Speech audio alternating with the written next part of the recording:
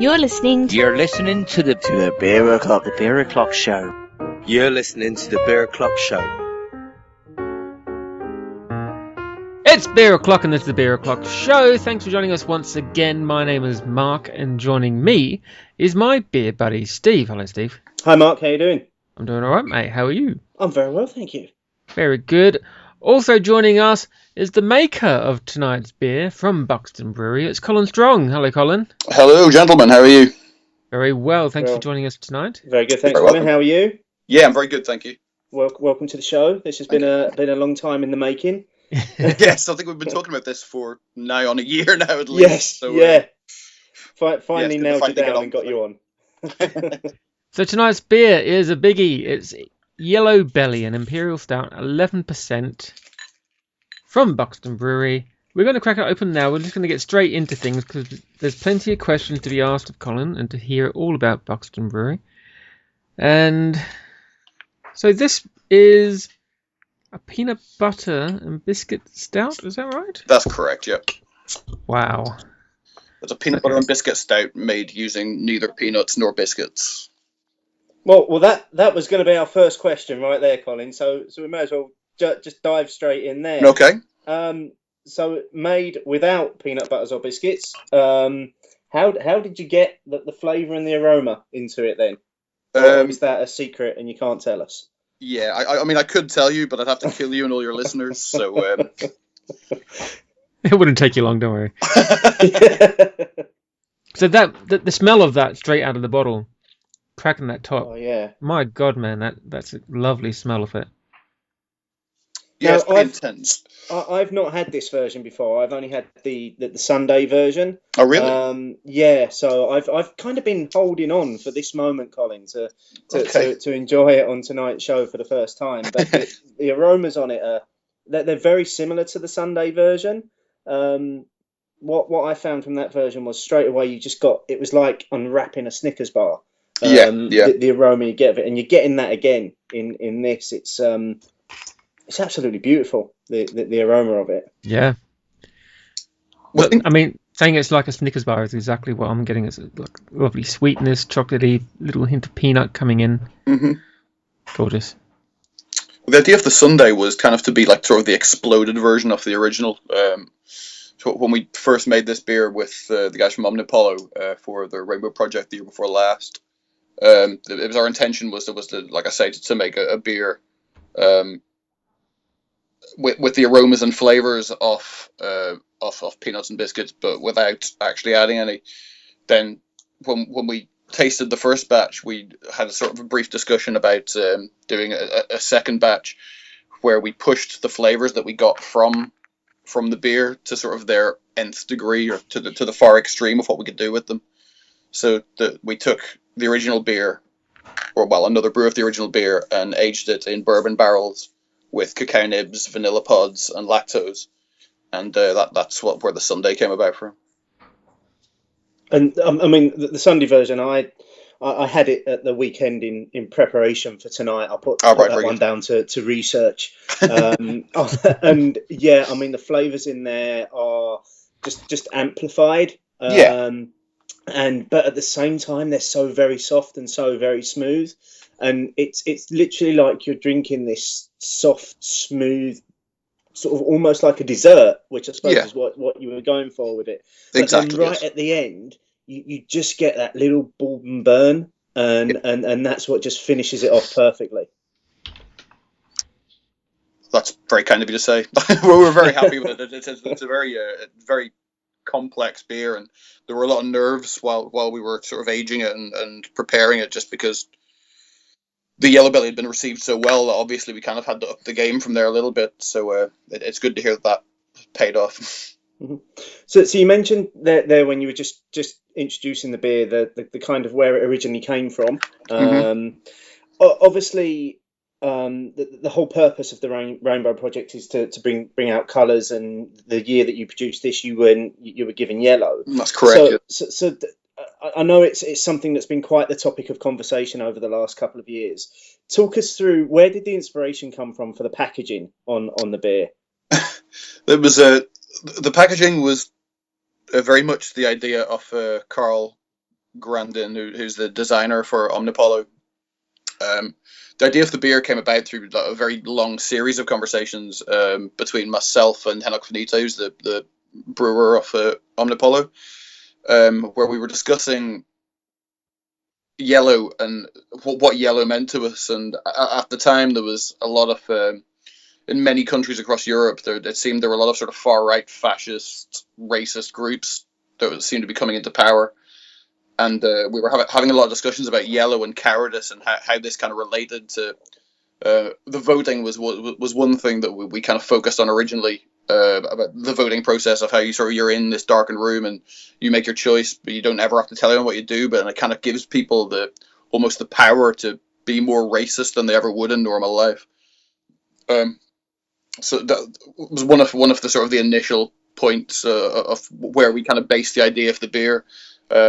And this seemed like the natural kind of progression of that. The Ku Klux Klan, in essence, were very happy to come out in marches and say, we are racist, but say it with a bag over their heads that no one can really see what they wear.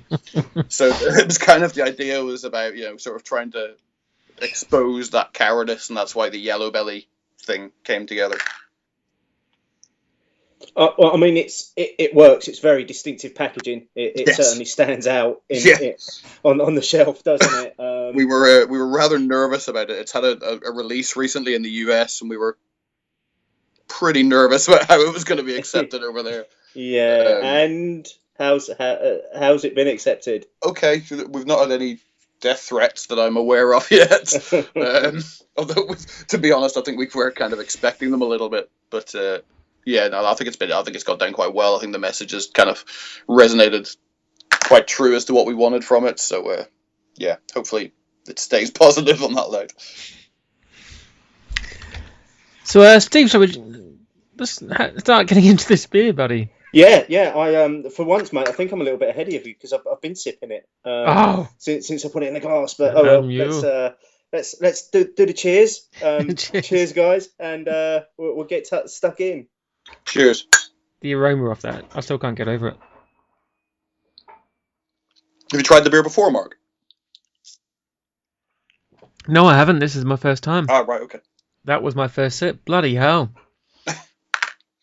It's literally like you've had a Snickers bar soaking in a stout. It is. It's stunning. I mean, it's every bit as good as the Sunday version, but I think it's possible that this might just edge it for me because I think the flavours are a lot sharper in there. You get the peanut, you get the biscuit, you get chocolate, then you get this lovely dry sort of bitter finish to it, and it's all kind of dark chocolate in that finish, and it just kind of coats the mouth. Absolutely stunning stuff. I'm loving this. Nice one, Colin. Well done. Well, thank you very much. I mean, it's a beer that people have been going on about for a while, but I thought, it's just generally folk wanking on a bit from the novelty of the packaging. But now I see that there's really a reason. I'm glad we didn't fall into that one too quickly.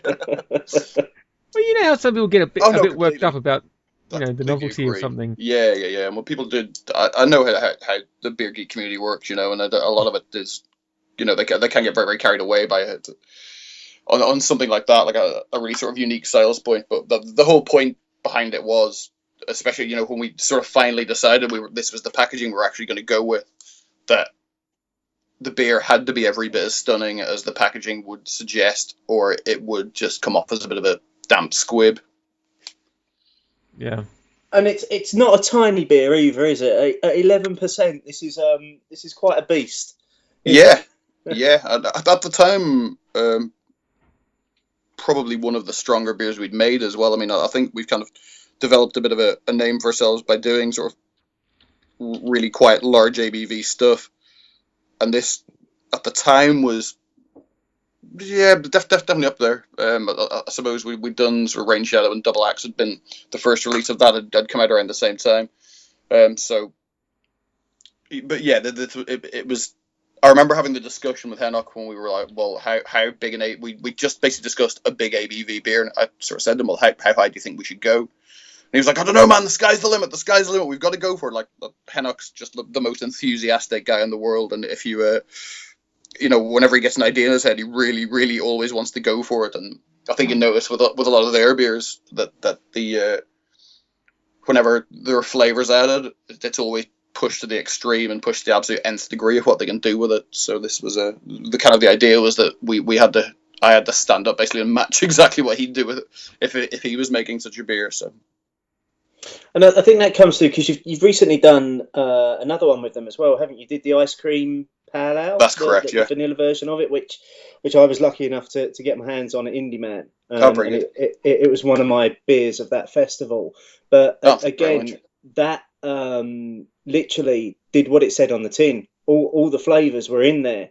And that's just incredible. And mate, you need to put that into bottles next time you do it as well, and get that out to the beer community. We've just kegged the second batch of it. A lot of it's going to their bar in Stockholm. But I think the plans are to reapproach that beer as well, and possibly look at a bottle release for it too. Oh, there you go. You heard it here first. Another exclusive for the Beer O'Clock Show. So, Colin, can you tell us a little bit how Buxton started off? How what? Sorry. How Buxton started off? Yeah, sure. Yeah, in 2009, Jeff Quinn, who's the managing director of the company, he'd been living in Buxton for a little while, and he was working for the council. And much like any job where you're working for someone else, it sucked, and he didn't really enjoy it. And he'd always really liked the idea of like the purity of the water in Buxton, and Buxton quite famous for its water and for the hot water spring that comes up in the middle of the town. And he'd always thought it would be like a really, really cool idea to have beers made from made directly from that water. So he set about. He was homebrewing originally, and just on a little 100-liter kit that was in his garage, brewing sort of 2 9s at a time. And the first beer he made was Buxton Spa. Obviously, Buxton's a spa town. He made it using the spa water, so it seemed like the most sensible thing to call the beer. He set out with the intention of always making extremely hoppy beers and big flavoursome beers. And so he started the company in 2009, like I say, and was sort of just selling the couple of 9s he was making locally into sort of local pubs around. They then, once supply started to become a bit of an issue, they started cuckoo brewing essentially in what was Wild Walker Brewery down in Derby. So he was going down and using the kit down there to make the beers and then bringing them back up to Buxton. And then when Wild Walker kind of hit the skids a little bit, they offered Jeff the chance to buy the kit, which he snapped up. So it was just like a little 800-litre brew kit. He then luckily just came across a unit in Staden Lane Business Park as well. So happily the two kind of tied together, and he moved the kit in there late 2009 or 2010, I believe. And then it rapidly kind of got out of hand. I think he was brewing as much as he possibly could, but it was finding it very, very hard to keep up with demand. So he first outlaid... So I got someone in to kind of look after the office and invoicing and sales. And then when it all started to get a bit too much, he decided it was time to hire another brewer. So first he hired JK, who was James Kemp, who was a brewer who had been working at Thornbridge. And he came over and was the first head brewer. And he stayed there for 2 years. During that time, the kit stretched a little bit. They kept the 4 800-litre fermenters, but they bought 2 1600-litre fermenters and a 1600-litre kettle to allow them to brew more beers all the time. So they got themselves up to 6 brew days a week. And then after 2 years, JK decided he was going to move on, and it was my good fortune to step in at that point. So just picking up on something you've said there, Colin, we had some, we asked our listeners for some questions to put to you this week, and one of those does relate to something you just said there. So you said one of the first beers that Buxton produced was the Buxton Spa, and it was used the water from the town. Cat Sewell at Katrinas asks, does the water in Buxton actually affect your brewing? And do you have to treat it for certain styles of beer? Yeah, we do. I mean, we're very, very lucky in that the water we have it's kind of like a blank canvas. We had it tested quite recently, and it came back. I think there's something like 14 parts per million, pretty much all calc in it, which in brewing terms is very, very good because it's a blank canvas. So, I mean, for brewing something like a lager or sours, that's a really, really perfect base. But then for IPAs, we'll add a lot of calc and stuff which helps bring out hop flavors, and also helps the yeast to clean up after itself and keep the beer brighter and flock a lot better. Yeah, well, we do. We treat the water a lot for a lot of the beers we make, and for some not at all. But yeah, the water is key to all of that. Like I say, it's kind of a perfect blank canvas for us. So yeah, it's great. Okay, great stuff. And we've got some other questions, but I'm going to throw those at you throughout the course of the show. Okay, as and when I feel like it. Consider it like a question roulette. Every now I'm and cool again, with you that. might get one that's easy. So, Steve, have you got a little bit of news for us? Just a little bit of news this week, mate. I don't even think we need pips for it this week. I can just go straight in. I know some people are going to be devastated by not having the news pips, but it's so quick this week. It's just a quick congratulations to 3 of the bottle shops in London who all won awards at last week's Time Out London awards evening for the best retailers in their areas. So that's congratulations to Hot Burns and Black, who obviously we're great fans of, Clapton Craft, and We Bought Beer. Oh, cool. Nice to see the bottle shop community getting recognised for the fantastic work they're doing in London. Indeed, yeah. So how are you getting on with this beer, mate?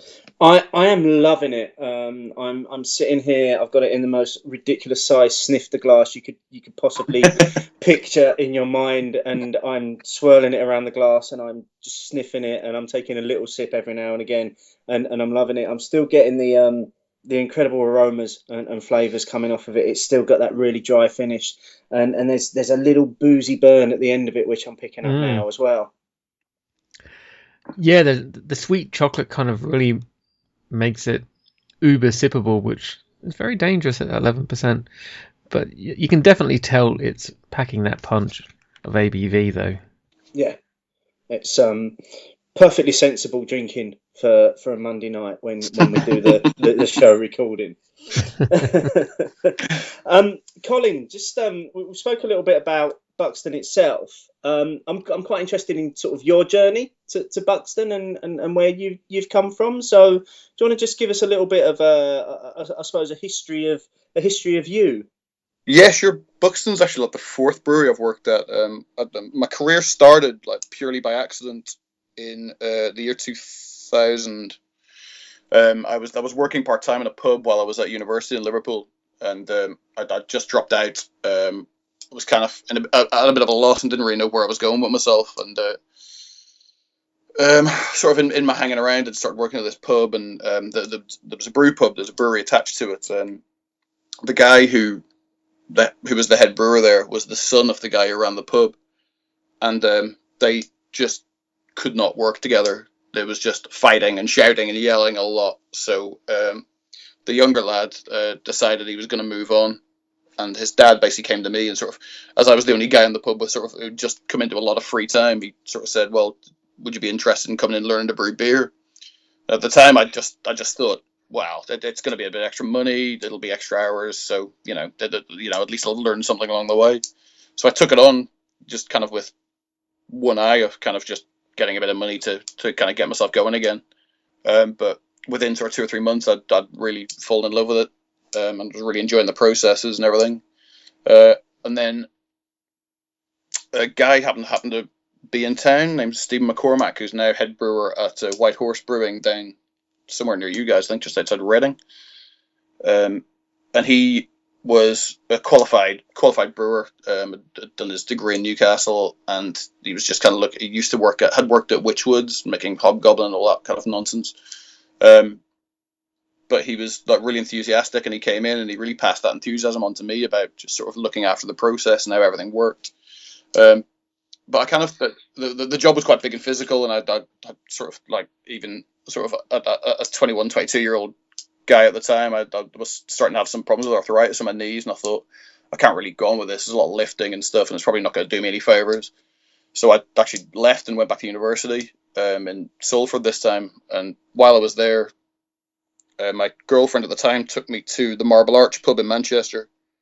Now, just conveniently, the day we went, the weekend before, all of the staff of the pub had been fired due to some stock abnormalities or something. And they basically said, so I came in and was like, okay, well, look, I need to get some money. I'm at university, so I'll just come in and help out in the pub for a bit. But I got talking to James Campbell, who was the head brewer there at the time. And when I mentioned that I'd run a brewery, he was like, oh, well, we might have like just a couple of holiday shifts for you if you want to just come in, just like wash casks and do transfers and stuff. And at the time I thought, it's going to be better than sort of stand on a bar, and it means I can kind of flex my hours a little bit better. So I started there doing 1 day a week, just doing exactly that, cask washing and transfers, and just generally helping out, digging out mash tuns and whatnot. But soon that sort of covering a couple of holiday shifts became 1 shift a week, which then became 2 shifts a week, and then they just found they couldn't get rid of me, and I was kind of just sort of dug my heels in, was hanging around the brewery a lot.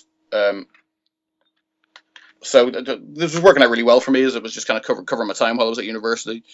But just as I finished university, the guy who was second brewer there gave his notice in, and James phoned me and asked me if I'd want to take the role on full time. And kind of similarly to what happened in Liverpool, I sort of said, yeah, it'd be fine. I'll come and do that for a few months. So I'll figure out what I want to do after uni and get us together. But at the time, it was myself and James and another lad, Dominic Driscoll, who was running a local pub at the time, had just come on board. So the three of us myself and Dominic went full time at the same time, and just came in to sort of bolster the team with James.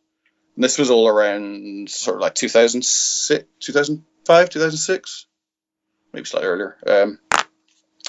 But yeah, sort of in the same way that I'd found my way in Liverpool, I basically ended up staying there for 9 years. And I guess that was the job that really sort of made me a brewer, per se. And I guess it instilled a lot of the ideas about recipes and flavour and all those kinds of things into me, and instilled that passion into me.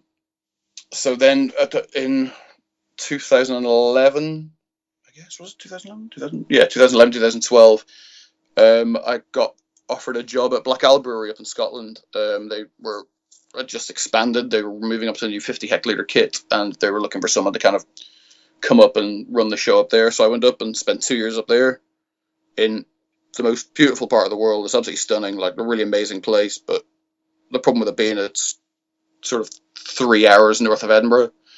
So like just far away from everything. And both mine and my wife's family are all, well, mine are in Ireland, but hers are down in Nottingham. And we went down to visit them once. It was like a 14-hour drive, and was like, this really sucks. We can't be doing this all the time. It's really intense. So once we'd kind of decided, around a very similar time, I noticed via conversation on Twitter that JK had given us notice in at Buxton. Now, I was a massive fan of Buxton beers. Had been like one of our staples of the previous couple of years had been Axe Edge. We kept kind of finding it in random places, and at beer festivals we went to had it, and we kept coming across it a lot. And I was always like, I really, really like this beer. I really, really like it. And when the job came up, I thought that just out of pure speculation, I'll throw my hat in the ring. So I sent Jeff a message just saying, I don't know if you plan to hire from internal or you're looking out externally for someone, but I'll just let you know I'm interested. So he came up and we met in Edinburgh a couple of weekends later, and we just got on really well. And I think it was pretty obvious from the first time we met that we both kind of wanted similar things from beer and similar things from the brewery. So we decided sort of on the day there and then that I'd come down and be head brewer at Buxton. And that was 2.5 years ago now. So yeah, what a fun 2.5 years it's been. Wow, easiest job interview ever. By the sound of it. Generally was. We went down. We met in what's the bar called? I think it was Bow Bar in Edinburgh. And we sat down and had just like 2 or 3 beers and a bite to eat. Although we were both like really hungover for different reasons, but we sat down and had a really good chat about the brewery and how things worked, and yeah, it was good. So, yeah, a very, very simple job interview. I don't think I've thanked him enough for that, really. I think so, maybe. It's interesting because that actually lends itself quite nicely to one of our listener questions. So Andy Parker, I'm sure you know Andy. I do. I know Andy well. Wants to know, if money was no object and you could buy one piece of kit for the brewery, what would it be? Do you know what? I've been toying this over. Probably out of all the questions that popped up on Twitter, there's the one that kind of been going over my head. Do you know what? I was very tempted to say like a centrifuge would be great because it gives you sort of all the options, all the advantages of filtering without actually stripping any flavour out. But we were talking about it at the brewery the other day, and we're actually doing quite well without one at the moment. Do you know what? I'd really just like nothing like ridiculous extravagant. Just like a hop back would be really nice. Just because I think it would be able to give us the chance to kind of expand our hop profile flavours. Yeah, I'm not greedy. We'll stick with that. There was some discussion about you wanting a drum riser. Is that another passion of yours? Yeah. I think it became a bit of a running joke around the brewery because myself and my wife moved house about a year and a half ago, and when we moved to our new place, there was no room for my drum kit, and it became quite a lamented thing that was just kind of it had been stuffed in the cellar at the old house, but I didn't know where to put it, so I kind of snuck it into the brewery. And we had there's a little sort of quiet mezzanine area at the back that we kind of just used for storage and stuff, and I kind of had it stuck at the back of there. But then I set it up one day to take photos of it, so I could stick it on eBay basically. And once I set it up, so I'll have a little play, and I started playing, and it ended up staying there for about a year. And there's a lot of photos around the brewery where you can just see it in the background, and I think Andy's kind of picked up on that a little bit and was like, yeah, there's quite a lot. I think it was actually Zach Avery who mentioned that the drum riser might be a good idea, and they're not wrong. Nice hydraulic one that spins upside down, something like that. That'd be cool. Cool. Any other questions, Steve? I've got a few more questions. Yeah. So Pete McCary, who's a regular contributor to the show, wants to know, and he's not sure if this is your remit or not, Colin, but have Buxton ever considered posting recipes online or on your bottles? It's not really my remit, but we did a while back, about not long after we moved down the new brewery, so maybe about a year ago, we published, we picked one recipe from sort of each of the styles we make. So we did like a bitter, an IPA, and a stout, and we posted sort of the original recipes of all those beers on our website. How much further than that we'd wish to go, I don't really know. Like I said, that's not really sort of within my remit. But yeah, well, we have done, and I think because like every brewer is so different, and all your water profiles are so different, and all your equipment's so different. As someone said, I picked the quote up. I can't remember exactly who it was, but I picked the quote up last week where they said, if you gave 5 different breweries the same recipe, you'd get 6 different beers. So yeah, and a barrel aged version exactly as well. So yeah, I don't really have a problem with it. It's not, but I don't know how extensively we would actually chase it down. Okay, and what about the new incarnation of Double Axe, the 2015 version? Evs at Evs Bristol wants to know how the recipes changed from last year's version. There's a lot less malt in it, I guess. Well, actually, in real terms, there's a lot more malt in it. But when we did the first batch last year, we only made 10 barrels of it, and we decided this year to go all full whole hog at it and brew a full 20 barrel batch. We decided to drop the ABV just because I think we did it the first time we did it. It was kind of just to kind of prove a point. It was something we'd been joking about in the office for a long time about making a double axe, and then when we finally decided we were going to do it, it was like, yeah, well, we have to hit 13.6%. That's vital. When we came to rebrew it this year, we thought, do you know what? There's not really any need to do that. We've got nothing to prove about it.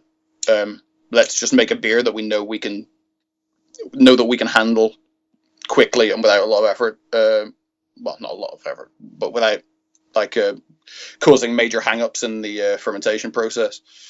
Yeah, it's more or less the same recipe. We just toned it down ever so slightly to bring it in at 10%. But very similar hop recipe, very similar malt grist, just a little bit smaller. Okay. And then we've got we did have a lot of people ask questions last week about what was in the mysterious bottles, but everybody knows now because they've been released. So that's a couple of those guys also sent really random backup questions. Yeah. As I well, like random backup questions. That's all. And the one of them that I really want to ask is from Dave Harrison Wald, who can be found at Kung Fu Ramon on Twitter. Wants to know what's your favourite land mammal. It's a tough question. I've always been a fan of lions. I was born in August, so I'm a Leo. So I've always quite liked lions. But good man. Recently, I've more and more been associating myself with the sloth. So I think we'll go with that. Okay. So just to bring it back to beer related questions then, and the final listener question that we've got, which I'm interested to hear your answer to before we go into our kind of discussion segment, which we call Hot Topics. So this one's from Boss Hog at JJ Beeson. Interested to hear more about the decision to drop cask beers apart from at your own tap house. Okay. Well, the way we worked around it was essentially we'd been doing a lot of cask and trying to keep ourselves happy for cask for a long time, just to keep for more than anything to keep the tap house happy. Because when we opened the Buxton tap house, we'd installed 6 cask lines, so we had to make enough cask beer to supply those 6 cask lines at all times. That was a big thing for us. And to be honest, what happened with doing that was we ended up creating a bit of a bookend for ourselves, because we were tying fermenters up with beers that were more or less only really going to sell very well at the tap house. So we're making, like, every week we had to make a Murtop or a Spa, just to keep ourselves in stock for the tap house. And that meant we couldn't brew more of the exciting beers that we really wanted to make. So things like Double Axe, like I say, we talked about doing it. It was kind of a joke in the office that we talked about doing for probably the best part of a year before we actually got around to making it. Things like Yellow Belly and Rain Shadow, big imperial stouts that'll tie a fermenter up for 3 or 4 weeks. It was tricky to do at the time as well, but when we were first in this sort of decision-making process, we only had five 20-barrel fermenters. So putting something like that in meant we wouldn't have cask beer for the tap house, so we had to kind of put a lot, like, really stage these things out quite heavily. So the decision kind of made itself, to be honest. I think by the time we actually finally stuck our heels in, and we toyed with it for months and months about stopping doing it anyway. But by the time we actually dug our heels in and fully decided to do it, the cask sales from the brewery made up 7% of our business, but it took up 30% of the time of the people doing it on the floor. And it just hit a point where we're like, do you know what? We're not actually making any money from this. And the cask wasn't promoting us to make beers we were very excited to make. So yeah, we decided all along. I mean, we all really, really love cask beer. So we decided all along that even if we did it, no matter what we did, we'd still keep some cask at the tap house. There were a lot of other factors that kind of came into play around the time, and I think we explained all of that about the time that we decided to kind of cut our cask production back down. But yeah, it was genuinely the natural progression for the brewery to make, because of the way that the sales worked and the way production worked. I think that's fair comment if it comes down to a simple business decision. And you still want to make exciting and new beers, and your range seems to be forever changing, and you're always innovating. Yeah, exactly. That was one of the things that constantly having to have, like, we used to make a beer called Blonde, and that was it was a fairly simple beer. It wasn't dry hopped or anything, but it was a nothing beer. It wasn't particularly interesting, but we had to keep making it because at the time it was the tap house's biggest seller. So we were just like, just keep making blonde, and it was like, you know what, these aren't the beers that are exciting us, and you know, it's stopping us from making the beers we really want to make. And like at any given time, you can come up to the office of the brewery, and we'll have a list of 20 styles we want to approach. And when you're looking at it, then going, okay, well, we've got 4 sub 5% pale, mid hoppy cask beers on. We could easily trim that down to 1 and still not really limit what we do, but it would actually open up 4 brews a month where we could actually be doing something that we believe a lot more in. So it wasn't a decision that was taken lightly. Let's look at it that way. Well, thanks for answering those Colin's question. For answering those questions, Colin. Steve, any closing comments about this lovely yellow belly? I'm not sure I can add any more than I've already said. You know, it does what it says on the tin. There's peanut butter, there's biscuit, there's chocolate in there. It all comes together so well and leaves you with this lovely dry, lasting bitter finish in it. And it's absolutely the sort of beer that I want to be drinking at this time of year. It's a slow sipper for me. What about you, mate? Exactly the same. Yeah, as it's been opening up, you know, being oxygenated, if you want to call it that, or whatever, the booziness is coming through a little bit more for me, whereas when we first opened it was very sweet, very chocolatey, like a Snickers bar, but now you're getting a lovely booziness through there as well, and the middle's kind of lifting a little bit with that boozy body to it. It's just a great beer. So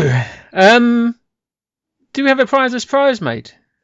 Of course, yes. It was a tough decision this week, actually, because I think people took my challenge last week to up their game, because I was getting bored with seeing the same old pictures. And good old son of a gun produced a picture of a bottle of beer in the middle of a river, which is basically a river that runs by the end of his garden in Ireland.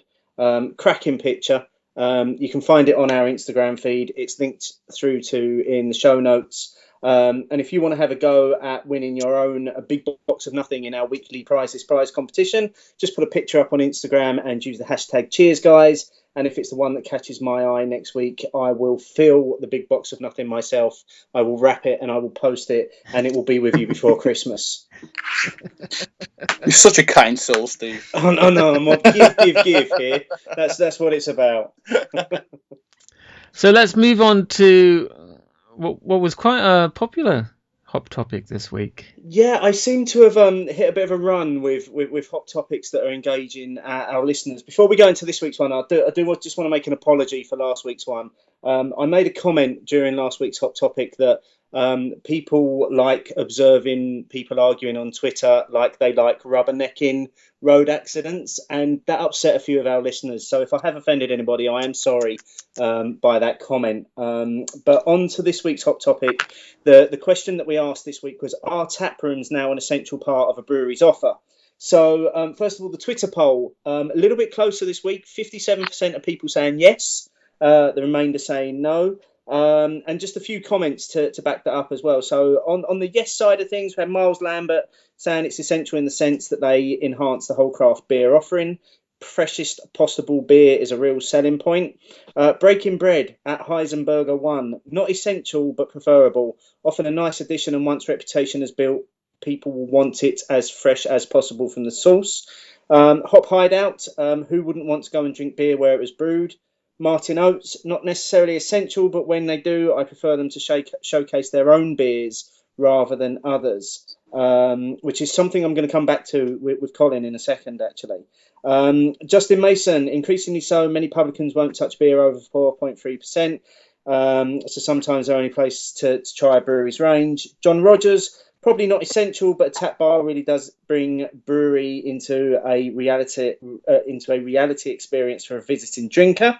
So a lot of people saying not necessarily essential, but certainly a part of a brewery's offer these days.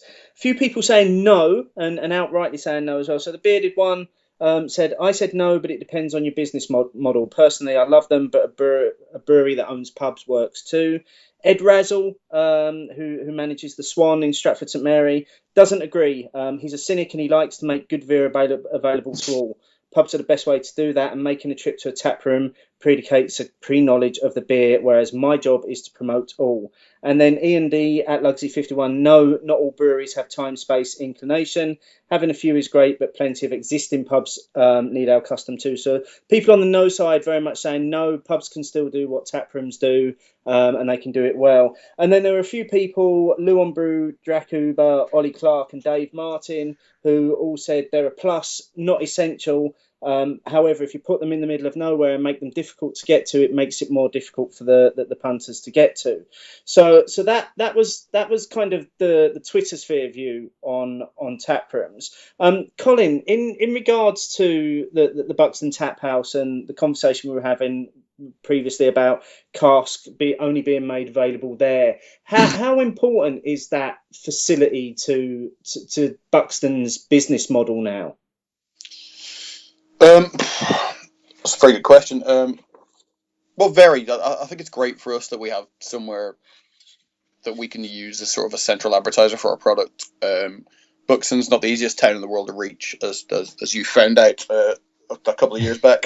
Yes, indeed. Basically, you've got to come via Stockport or Manchester, but we've been very lucky that a lot of people have made that trip now.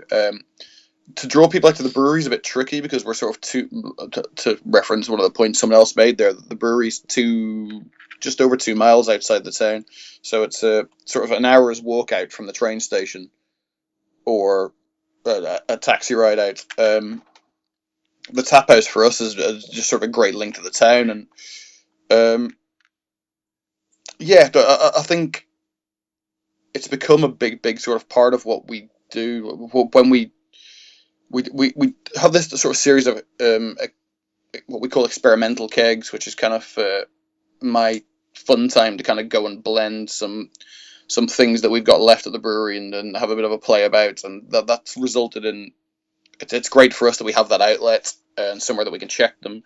Also, beers they're kind of new, it gives us a chance to kind of almost road test them before they get out to the general public.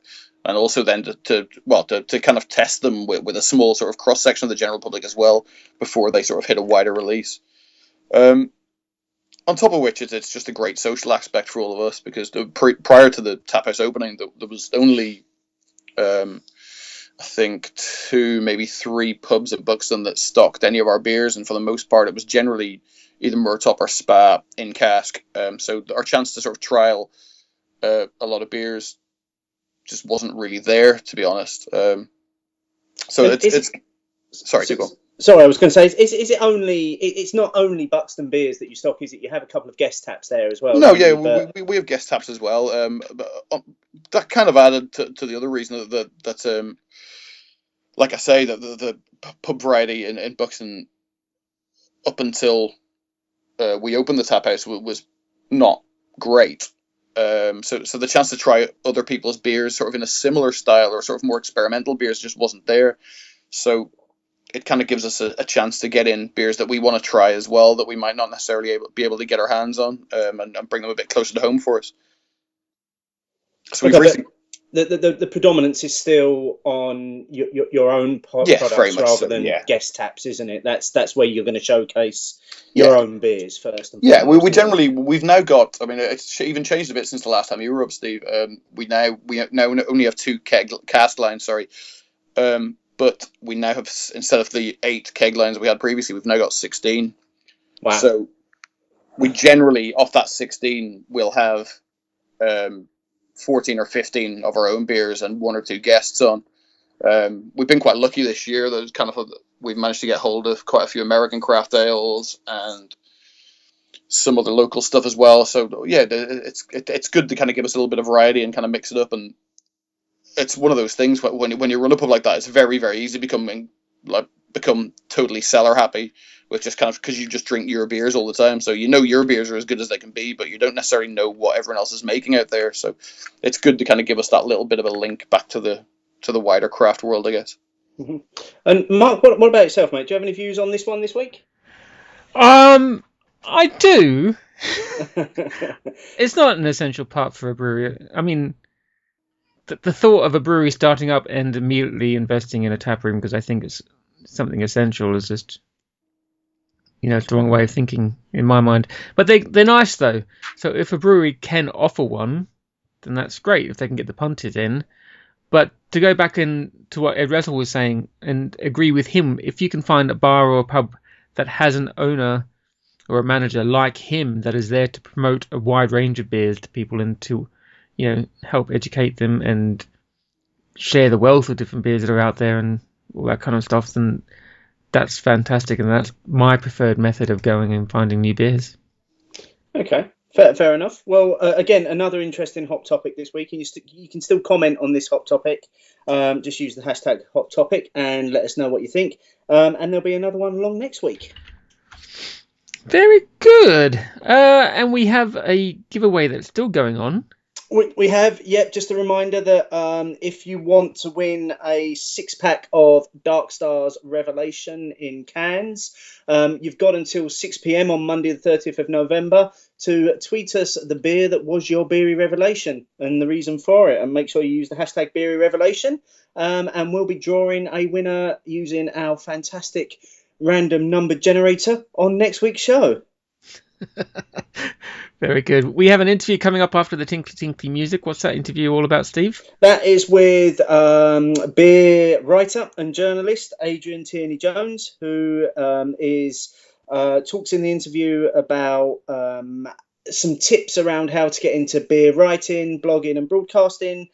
He's also the secretary for the British Guild of Beer Writers, and he also talks about their awards, which are coming up next week in that interview as well. It's a fascinating interview, and if you are considering starting to write a blog or you've just started writing a blog, it's well worth a listen because Adrian does give some absolute fantastic tips in the interview. Great, and coming up next week, we've got a review of Wild Beer's Sourdough, and featuring the original Beer Advent Calendar creator, Ben McCormick, who's going to join us. Yep, another guest next week, and it's going to be an interesting show next week because I know Ben's got quite some views on beer advent calendars, so we'll see where that one goes. Well, tonight's beer has been Yellow Belly from Buxton, and we've had Colin Stronge, the head brewer of Buxton, joining us. Colin, thank you very much for your time. Cheers, thank you very much for having me, guys. Cheers. Don't forget, you can get all your beers from Ales by Mail, Beautiful Beers, Beer Merchants and eBrewer, who will now offer a 10% discount to our listeners on any beers from their websites. Check out all the details on our beer list page on the website, beeroclockshow.co.uk. We're also on Twitter at Beer O'Clock Show, on Instagram at Beer O'Clock Show. Steve's on Untapped at Beer Show Steve. I'm on Untapped and on Twitter at Beer Show Mark. Stevie, thank you very much, mate. It's been the highlight of my week. And mine. Goodbye.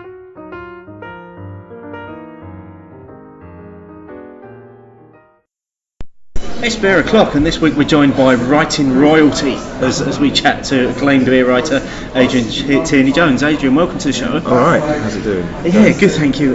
Adrian, you're a writer, a journalist, an author, and you've got quite a portfolio of works behind you. How did you first get into writing? I always liked writing. I used to write songs when I was in a band in the late 70s, and I loved literature, and I wanted to be a journalist when I was a kid, and I went abroad, learned how to proofread. This is before computers. Came back to London in the 80s, sort of mid-80s, and got jobs, freelance proofreading on magazines like City Limits. I also started doing album reviews. I learned from people. I did some live reviews for the NME, sort of really pestered them. Another pop magazine I worked on called Number One, which I was production editor, but I was sent out to do the indie bands. So I'd interview New Order and have to ask them their favourite colour, which was a bit embarrassing since I knew them from parties. But I just learned from people. I worked at the NME for a year as a deputy production editor, but I also did reviews, and I worked with some great people, some of who I'm still in touch with today, like James Brown, who started Loaded, and Barbara Ellen, who's at the Observer, and you just learn. So I just learned on the job. I learned from people. I did in 1996 my first ever beer feature for What's Brewing. Okay. Cool. And it was about a new brewery called, I'd moved to Somerset by then, we'd moved to Somerset, was it called More Brewery? But it was a different setup from what it is now. It was on a farm and it did old school beers, and they did Freddie Walker, which the current more, and I actually knew the Freddie Walker, the actual original. He was an old submariner who used to sit in the pub I used to go to near Glastonbury. But yeah, I just started getting interested in writing about beer because I was interested in food, I was interested in wine, I was interested in culture, and I read Michael Jackson, of course. Most beer writers have come to it through Michael Jackson. I used to read him in Independent in the late 80s, and it was writing about beer in the way that people like Hugh Johnson wrote about wine. You felt there was a cultural aspect to it, there was a travel aspect to it, there was a gastronomic aspect, and that's what intrigued me. And I basically, I had a few lucky breaks. People put me in touch with magazines, and I started writing about trade as well, in the licensed trade. Did my first book in 2002, West Country Ales, which was basically, I think it's about 100 quid or something now, but and then I did some camera books, and I've just really continued, I got into I started writing pubs for the Telegraph about 8 years ago, don't do so much now. 1001 Beers was the big gig that really helped me sort of, I suppose, get to know people around the world. And I just keep, I'm a journalist first and foremost, and I specialise in beer, travel, food and pubs, and how they all go together. I write about travel for the Sunday Times travel magazine and occasionally Daily Mail, and I'm just doing a travel piece for All About Beer in the States. I'm a journalist first and foremost. I've written about gin recently because someone said to me once, as long as you've got the facts, and as a journalist you can write about anything. I've written about, years ago, and I've never been very good at them, I've written about computer games, I've written about willow, people who make willow sculptures, and so I love writing, I love the sound of my own voice, that's why I do the talks and tastings. You see, I was in a band, so I like communicating. For me the pub is like a stage in a sense, or it might not be sometimes. I like to sit quietly in the pub as well, working or with a book, but that's the other thing with beer. I've loved pubs since I was about 17 or 18, and I often thought I had an unnatural attraction to pubs, but I never actually wanted to run one. It looks too much like hard work. Never wanted to run a brewery. I'm a writer first and foremost. Okay, so if you've got some advice to give to somebody looking to get into maybe writing or blogging, not just necessarily about beer, but just in general, what's the kind of few starting steps that you'd give to somebody looking to start? Don't try and be too fancy in your opening paragraph. Think about the reader. Think about what people want to read. Don't think about yourself. Sacrifice your babies, throw them on the fire. I have learned through that you think, oh, that sentence is lovely, but what does it mean? It's a bit like wearing a decoration that actually doesn't mean anything. So be prepared to cut out good sentences. Even if they don't add anything to the story, and do write. If someone gives you a commission of 500 words, write to 500/550. Don't write to 400, and certainly write to 800. And that was the advice I was told. It's easier to write over because it's easier for the subs to cut it than it is to under. So at the moment in the UK we're seeing a real resurgence of writing and blogging and broadcasting about beer. That's a good thing for the industry, surely. It shouldn't be for the industry, it should be for beer. I'm only picking on that because beer bloggers, beer writers, beer broadcasters, we all should be independent unless you've got a job with the industry, unless you're with a brewery. We do rely on press releases, beers. We should disclose when we get them. I don't do press trips for breweries much at all, and in fact I haven't anymore. I mainly, not because a disclosure thing, it's just because I prefer to go off on my own, and I can get more of a story. If you've got 5 people all desperately trying to sell a story, which the media aren't going to pick up perhaps, But yeah, I think it is a good thing. I do wish we didn't have so much navel gazing in beer blogging. I wish people went out more. I wish people went out and wrote down what people are talking in pubs. I really find it so dull when someone just wants to talk about is craft beer dead, or cans better than this, or and I wish people travel. And if you're travelling, you're a beer blogger, get hold of a local brewery and say, can I come and see you? Yeah. It's not enough for me just for someone to sit at home and if that's your niche, fine. If you want to just review bottles, but I think.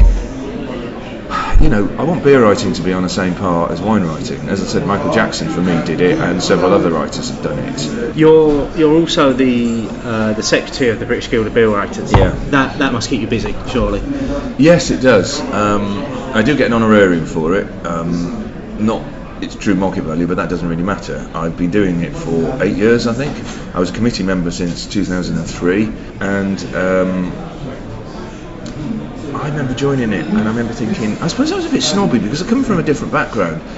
I feel that we have managed, I think through Tim's chairmanship and various others, Andrew Pring and various committee members, we've managed to, over the years, drag it into the 21st century. Our dinners are pretty, food and beer. We always did food and beer matching. And one of the most memorable, I might complain about, what it was like for me in the late 90s, but I do remember Sue Nowak, who was a pioneer in matching beer and food. She got Dave Wickett of Kelham Island to produce a saffron beer, which was then used with, I can't remember the dish, but the guild was pretty pioneering in the food and beer matching, and people forget that, and it's just there were occasions when I felt it just looked like a gentleman's, not even a gentleman's club, a Rotary club thing or something. So what's the purpose of the guild? What's it set up to do? So I suppose it's a supportive network, maybe it's a social thing.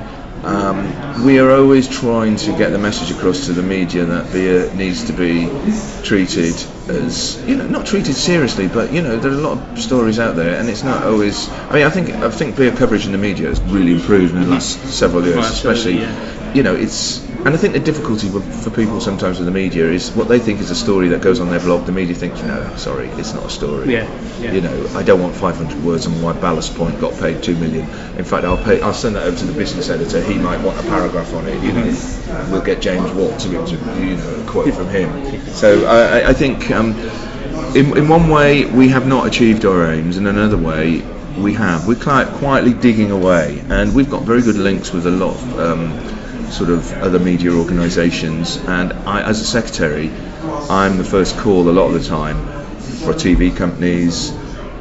Sometimes you get some clueless researcher who wants to know about something, and I'm a mug. I'll talk for 45 minutes, and really I shouldn't be charging on that. But I'm always pleased to pass other people on as well. We want this writer to write, get in touch with so and so. We want someone to appear on telly in about half an hour. Well, I know he'll be sober at the moment. Go get him. Yeah. I'm not talking about Pete, by the way.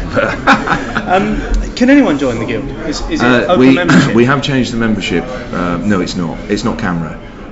This has been my bugbear for years. I was getting people ringing me up or writing to me and saying, I like beer. I talk about beer in my local pub. Can I join? And it was like, we didn't have any strictures, we didn't have any rules for joining, and it's something I push quite a lot. And we have now a membership committee which I chair, and we have two members, not members of the committee, and they are John Porter and Brian Betts. And basically I get an application to join, I will look at it and I will say to them, this is my recommendation, but they can come back and say, no, I don't think so. No, they have to show that they are communicating about beer. Okay. Or if they're not, or if they're just starting out and we think their work needs a lot, we can make them associate member, and then we would like to look at them in a year's time and see that they've made steps. I will just sometimes, just on the phone, someone rings me. I've said to people, start a blog, go on Twitter more, maybe talk about beer on Facebook, contact your local newspaper, because local newspapers want free copy. You won't make any money.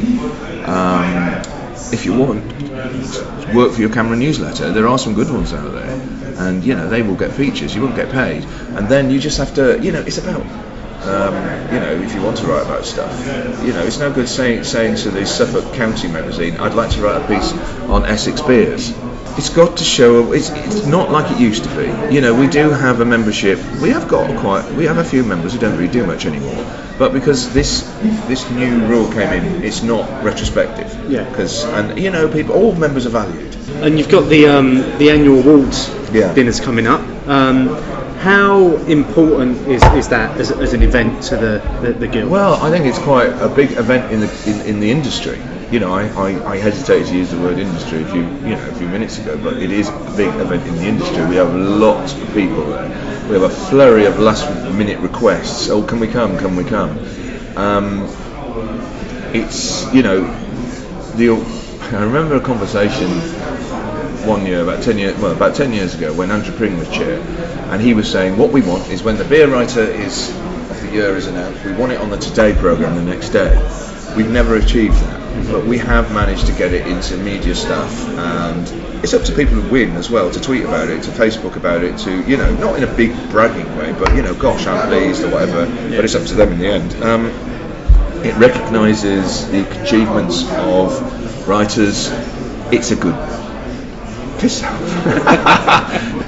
So where can people find out more about the guild and the activities that it does? We have a website, www.beerguild.co.uk, or I think the other one is the same website, but I think the address is also www.beerwriters.co.uk. My email's on it, and people can email me, and we only have a certain amount of time, but things are changing in the guild. We are becoming more professional. Well, we have been for quite a long time, but there's a lot of exciting things due in the next 2-3 years. So if you're someone who communicates about beer, whether it's whether it's writing a blog or a local newspaper, because there's a lot of local newspaper writers out there still that don't contact us, and or doing what you do, Stephen. Obviously it won't be as good as yours, but thank you. Where do people find you online and your stuff? Well, my email address is on the guild website, on my entry. I have a blog which I don't do as much as I used to, because to be honest, writing is my job and I don't have enough time. But it's called maltworms.blogspot.co.uk. You'll rarely find beer tastings. You won't find analysis of the industry, because I can get paid to do that. But what you will find is I'm trying to always write outside the strictures, outside the sort of confines of what an editor asks me to do. But you can find. But you can do a search for my name. And well, listen, Adrian, thank you for your time. That's been a wonderful insight into the world of writing and journalism and the activities of the guild. And I shall let you get on with the rest of your day. Oh, thank you. Well, I'm launching a book later on. Okay. So London Post, past and present. Okay. Well, good luck. I hope that goes well. Thank you. Cheers. Cheers.